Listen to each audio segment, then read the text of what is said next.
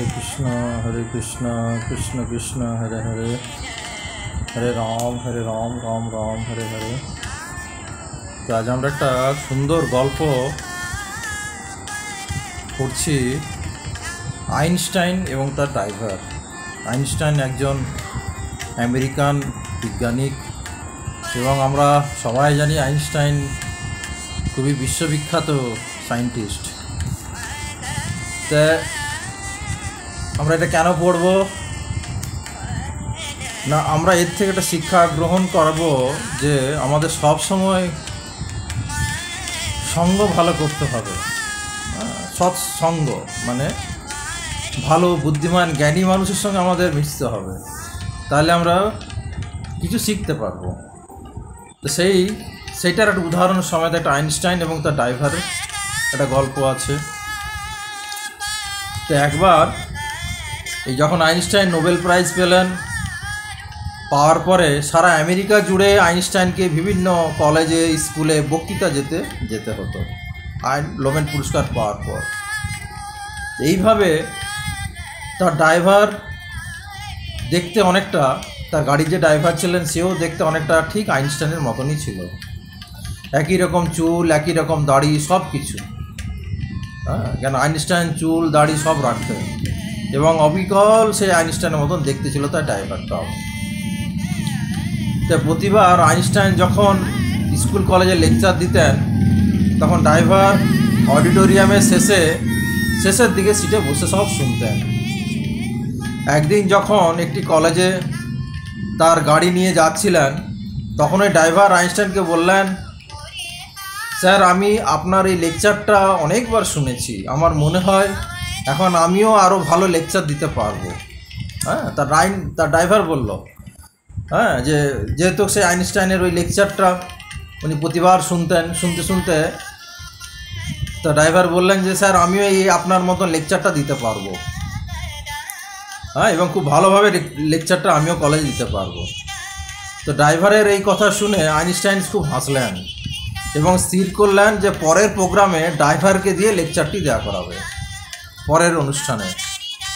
তো আইনস্টাইন ঠিক পরিকল্পনা মতো ওই ড্রাইভারকে আইনস্টাইন বলে পরিচয় দিয়ে তার আপেক্ষিক তত্ত্ব বিষয়ে বক্তব্য রাখার জন্য পাঠালেন। একদিন একটা স্কুলের কলেজে ওই ড্রাইভারকে বললেন ইনি হচ্ছেন আইনস্টাইন, এইভাবে আইনস্টাইন বলে তার কাছে সেখানে উঠিয়ে দিল, স্টেজে পাঠালো যে এই হচ্ছে আইনস্টাইন ড্রাইভারকে, এবং উনি আপেক্ষিক তত্ত্ব বক্তব্য রাখার জন্য পাঠালেন। এবং আইনস্টাইন নিজে সে অডিটোরিয়ামের শেষে সিটে বসে রইলেন। তো এবং আশ্চর্যজনকভাবে সে খুব ভালো বক্তব্য রেখেছিল সেই ড্রাইভার। মানে শ্রবণ করে এত সুন্দর শিখেছিল আইনস্টাইনের কাছ থেকে।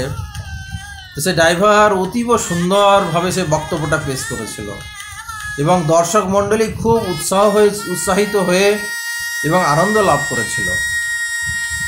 তো যখন প্রোগ্রামের শেষে যেমন আমাদের ইস্কনে যখন ক্লাস নেওয়া হয়, বলা হয় বলুন আপনাদের কোনো কিছু প্রশ্ন আছে, ঠিক সেইভাবেই প্রতি ক্লাসে আইনস্টাইন বলতেন আপনাদের কোনো যদি প্রশ্ন থাকে আপনি বলুন, আমি তার উত্তর দিচ্ছি।